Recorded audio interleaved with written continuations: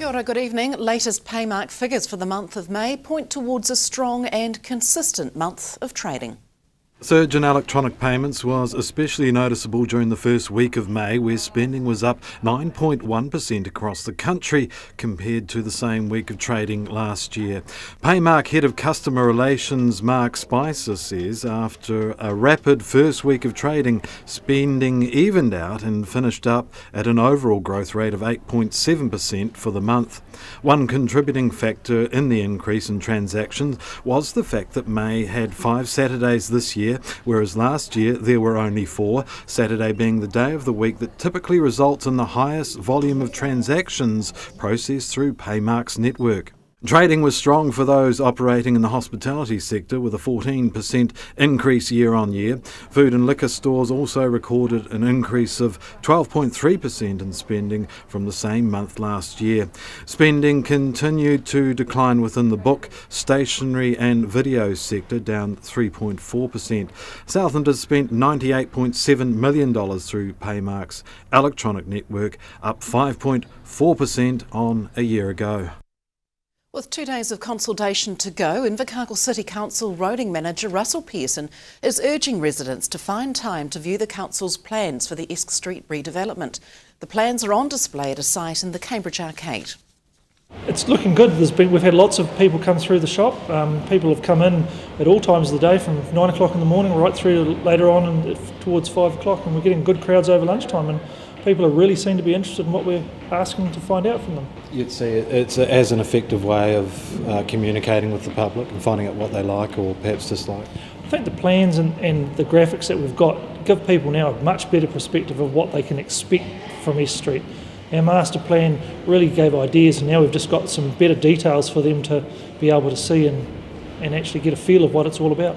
As we said, it's early days, but what is there any area of interest in particular? Is there anything people are pointing out in particular?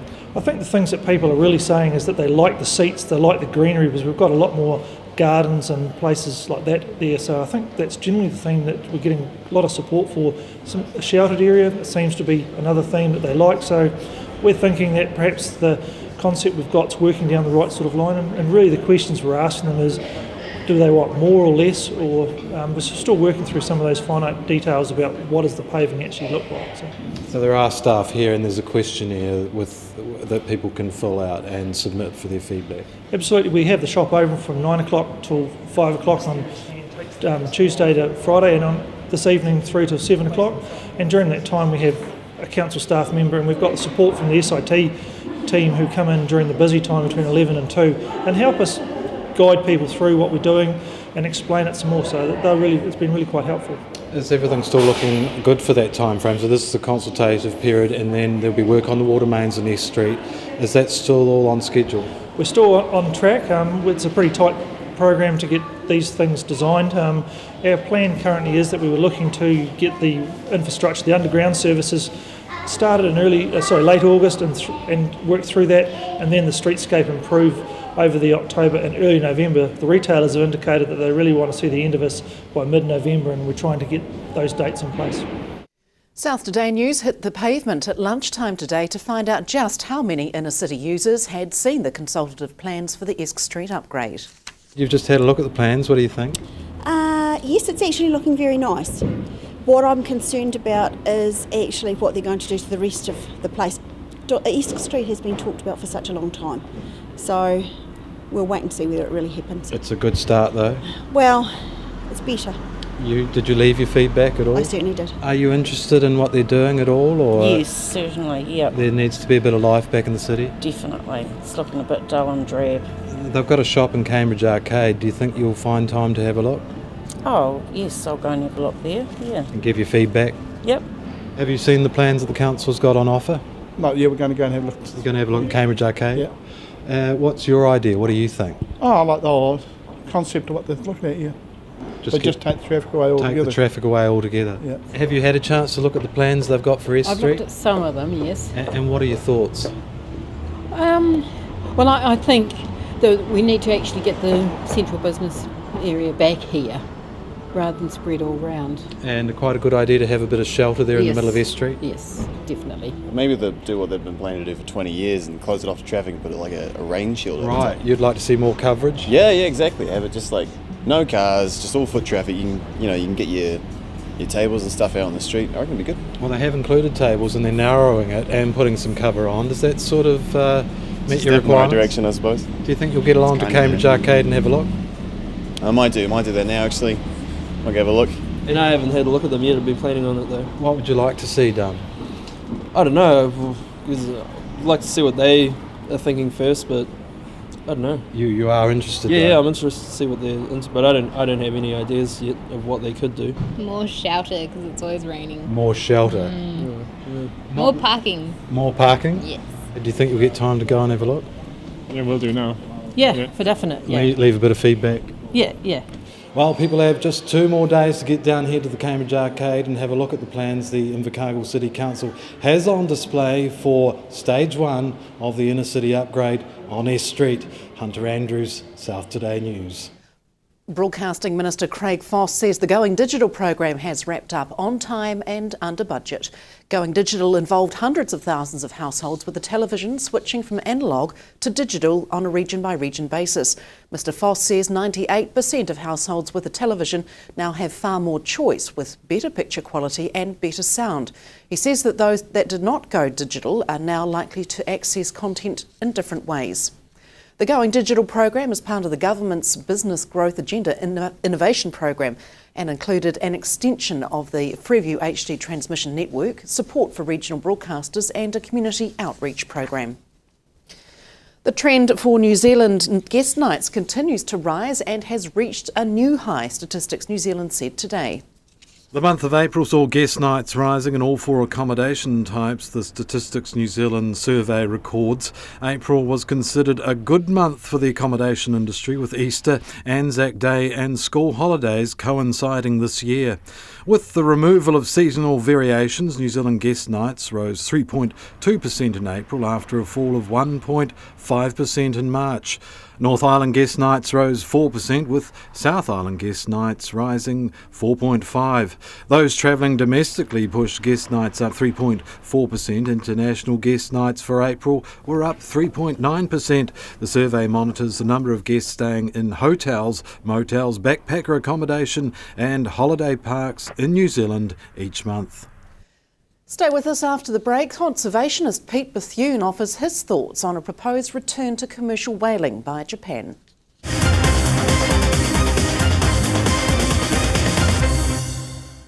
Welcome back. Just months after being told by the International Court of Justice that whaling expeditions to Antarctic waters must stop, Japan's Prime Minister has riled activists by indicating he'll urge their resumption. Conservationist Pete Bethune, who spent 5 months in Japanese prison for protesting against Japan's whaling, says if whaling resumes, the Japanese can expect invasive protest action. Hunter Andrews asked Mr Bethune for his thoughts on a proposed resumption of Japanese whaling, a warning some viewers may find the following images of whaling disturbing. Really disappointing hearing that decision from the Japanese Prime Minister. I thought when I was in The Hague in March, I thought that was the end of Japanese whaling down there, and the Prime Minister's come out and he says they want to go back down. So very disappointed. Where do you think this comes from? Where is the culture? Who does eat the whale meat in Japan? In Japan, it's mostly old men who eat whale meat. It is a dying industry. There's, young people just don't eat it. And you've got this Japanese parliament that is dominated by old men, and they are the real powerhouse in Japan, and they're pushing the Prime Minister to continue with this whaling program. But disappointing. Do you think it's a big 2-finger salute to the UN? Oh, I think it's a 1 finger to the UN and also to New Zealand and Australia. The Japanese, they see the Western version for whaling as cultural imperialism. They don't like being told what to do, and they're busy giving us the bird at the moment. Yeah. So I've actually heard there's whale meat in storage in Japan. So what is the point? This is, as you say, it's just purely political. There's a few things going on here. They do have, last count I heard was over 8,000 tonne of whale meat stored. And it is a diminishing industry. Young people are not eating whale meat, and the old people are gradually dying out. But The Japanese play a long game on things, and they are determined to keep a foothold on whaling in Antarctica. And I think one of the reasons is if they have to continue with the whaling industry, even if it's on a reduced scale, their efficiency in the Northern Pacific, where they do whale kind of legally, is pretty low. Like, they don't get many whales in a day. In Antarctica, there's this real narrow band of krill right against the ice, and as the ice retreats, the krill move in and the whales follow that, so they get a lot of whales in a single day of whaling. So that's why Japan loves going down to Antarctica. They get more whales per day. If whaling were to resume in that area, what sort of action do you think the world firstly will take, and yourself? Oh, I think if they go back down now, having had what is the highest court in the world, the International Court of Justice, has ruled the whaling program illegal. If Japan simply ignores the ban and goes back down, you'll see all hell break loose down in Antarctica. You would have not just Sea Shepherd, but I believe there'd be other groups, and perhaps I might put together a team to go down there as well. Like, it has been deemed illegal. They have no basis to go down there now whatsoever. The second possibility is Japan may look to get around the ruling by the judge, but that's not easy. They have to address the main points that the judge raised in the ruling, and principally too many whales being caught, no end game on the research program, no peer-reviewed papers, a lack of scientific merit. The Japanese would have to get around all those points, so they would have to come up with a legitimate scientific research program, which would certainly mean a substantial reduction in the numbers of whales being killed. And then, is it in any way economic for them to keep going? Probably not. I have to ask, you spend a lot of time with the Japanese, obviously in jail in Japan, but also on that whaling boat, which you pointed out earlier. Have you met someone that's eaten whale meat, and is it a delicacy? What is so special about the meat itself? I think the whale meat for the Japanese, it came in after World War II. Before that, there were small amounts of coastal whaling, but not on a large scale. After World War II, poverty through the country, lack of animal protein. MacArthur and the Americans taught them how to whale. And probably rightly so, though, given the circumstances. Oh, look, I'm not. Those were the times then, and I don't begrudge them that. But what's happened since then is the whale meat has become something that the old men do go eating, and they remain the real powerhouse in Japan, and they're the ones who are pushing this along. Perhaps a reminder of that time, that post-war time. Absolutely. But the Japanese people, I like them. They are a cool people. I don't like the fact that they go whaling, but aside from that, they're wonderful people, and I don't have any problems with them. It sounds like these guys are approaching their own mortality anyway. Why not just go, well, okay, let's give them another decade. As the world's whale stock, can we afford to do that? The trouble you have, if we go allowing commercial whaling again, then you may open the door to other countries to resume it. And Antarctica, it has been classed as a whale sanctuary by the IWC. Why don't we just leave it alone? We don't have to go harvesting everything on this earth. How much time would you have if they did go ahead next season to prepare some sort of protest? You'll probably find out of Japan, if they are going to go to Antarctica, the announcement would need to be made early next year. So you're going to have the best part of 10, 12 months to prepare with what you're going to do. And there could be people preparing some sort of action? Oh yeah, most definitely. There'll be people prepared to go back down and really disrupt them, not just a few stink bombs. And that's all from the news desk tonight. Next in sport, Sharks basketball from the latest round of the NBL. Have a lovely evening. Good night.